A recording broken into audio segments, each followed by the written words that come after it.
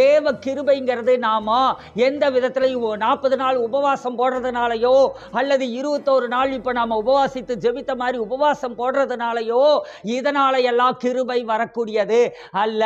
தேவ கிருபை என்பது ஆண்டவர் நமக்கு கொடுத்த பரிசு. ஹல்லேலூயா. நீங்க ஒரு மாசம் உபவாசிக்கிறீங்க, 40 நாள் உபவாசிக்கிறீங்க, அல்லது வேற சில காரியங்களை எல்லாம் செய்றீங்க, தசமபாகம் கொடுக்குறீங்க, காணிக்கைகளை கொடுக்குறீங்க, இதெல்லாம் எல்லா காரியங்களையும் ஆத்தும ஆதாயம் செய்றீங்க, ஊழியம் செய்றீங்க. இது எல்லா காரியத்தையும் நீங்க செய்யறதுனால உங்களுக்கு கிருபை வந்ததுன்னா அது gift கிடையாதுங்க. அதுக்கு பேர் என்னன்னா கூலி. சொல்லுங்க, என்னதுங்க? நீங்க ஒன்ன செஞ்சா அதுக்கு ஒண்ணு வந்தா அதுக்கு பேர் என்னதுங்க? கூலி. ஆனா நீங்க ஒண்ணுமே செய்யாம உங்களுக்கு கூலா வரக்கூடியது தான் என்னதுங்க? கிருபை. ஹல்லேலூயா. அப்போ ஆண்டவருடைய கிருபை இந்த 6 மாதத்துல உங்க வாழ்க்கையில வல்லமையாய் தேவ கிருபை எழும்புகிறத நீங்க பார்க்க